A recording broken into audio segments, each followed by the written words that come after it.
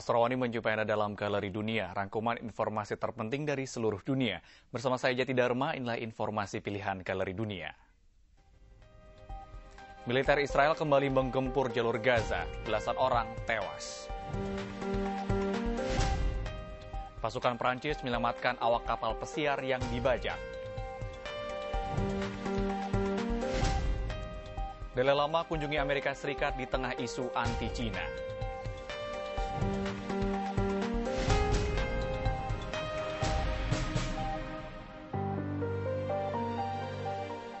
Militer Israel merilis gambar serangan udara Israel terhadap pejuang Palestina. Serangan itu terjadi hari Rabu di jalur Gaza. Video ini menunjukkan sebuah mobil yang berisi pasukan Palestina meledak setelah diterjang serangan udara Israel. Militer Israel mengaku mobil yang ditembak berisi tersangka militan yang diduga melakukan serangan ke arah Israel. Sepanjang hari Rabu, serangan Israel menewaskan 9 orang, termasuk warga sipil. Pertempuran di Gaza terus memanas. Militer Israel menggempur Gaza melalui jalur udara dan darat. Serangan ini merupakan balasan setelah penyerangan di pintu perbatasan Gaza yang menewaskan 2 warga Israel. Gerilyawan Palestina juga membalas serangan dengan peluncuran sejumlah rudal. 16 orang tewas di Gaza. Sejumlah orang dievakuasi ke rumah sakit Gaza setelah militer Israel melancarkan serangan udara Jumat malam. Belasan korban jiwa jatuh, termasuk seorang anggota kelompok Hamas akibat serangan udara Israel. Serangan ini merupakan bagian dari pembalasan Israel atas tewasnya 2 pengendara truk di perbatasan Gaza. Pertempuran juga terjadi di sebuah ladang dekat pusat kota Gaza. Pasukan Israel menyerbu masuk ke Gaza, namun terhadang gerilyawan Hamas. Dalam baku tembak setidaknya 4 orang tewas, termasuk anak-anak. Para medis berulang kali kesulitan menembus medan untuk menolong para korban. Dalam aksi demo hari Jumat, kelompok Hamas yang menguasai Gaza sejak pertengahan 2007 menyerukan perang terhadap Israel.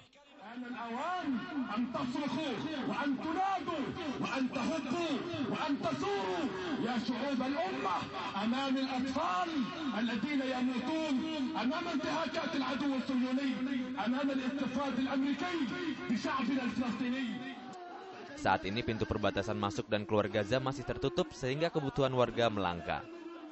2 pintu merupakan pos penjagaan Israel dan lainnya perlintasan warga tanpa barang. Mesir juga masih menutup pintu Gaza.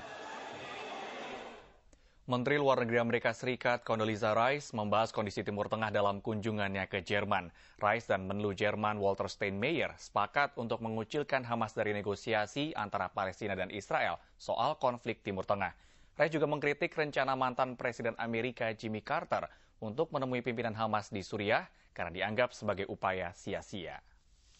But let's point the finger exactly where it belongs. It belongs on Hamas for having caused that coup against the Palestinian Authority, and it belongs on Hamas, the blame does, for continuing rocket fire against innocent Israeli civilians.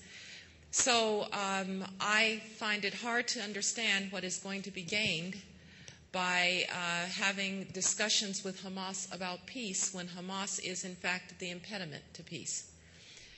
Dewan Keamanan PBB sempat menggelar sidang darurat bulan Januari lalu untuk membahas langkah keamanan di Gaza.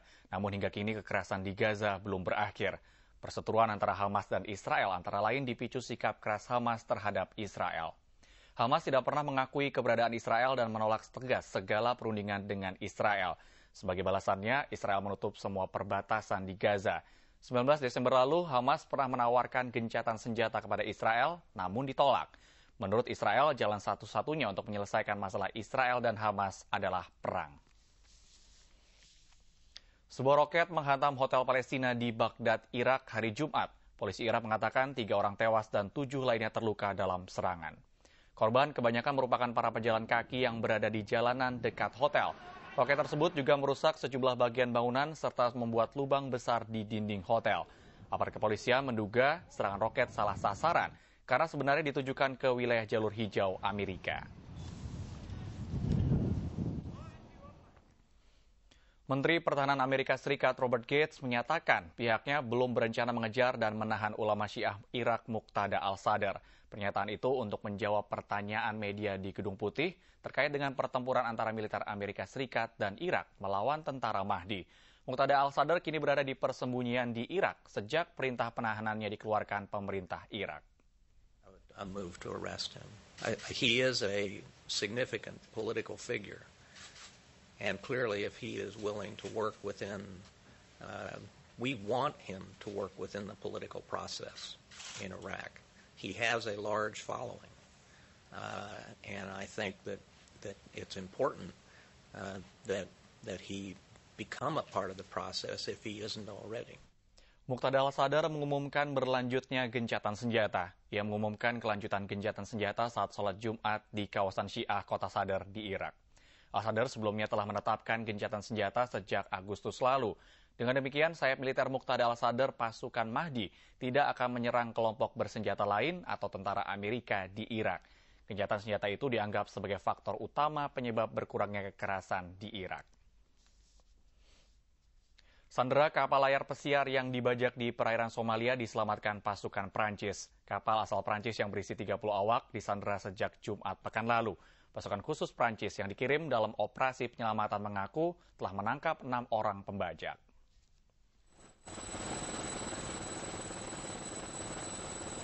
Kapal Angkatan Laut Prancis hari Jumat mendekati kapal layar pesiar Le Ponant di perairan Somalia. Kapal Le Ponant sudah sepekan disandra sejumlah pembajak di Teluk Aden. Pasukan khusus Prancis mengaku telah menyelamatkan 30 awak kapal yang kebanyakan berasal dari Prancis. Sementara 6 pembajak ditangkap tak lama setelah kabur meninggalkan sandera mereka. Dari tangan pembajak, pasukan Prancis menyita setumpuk uang yang diduga sebagai uang tebusan dari pemilik kapal. Kabar penyelamatan ini langsung diterima keluarga para sandera di Prancis. Keluarga bertemu dengan Presiden Prancis Nicolas Sarkozy yang selama ini memantau perkembangan krisis penyanderaan. Nous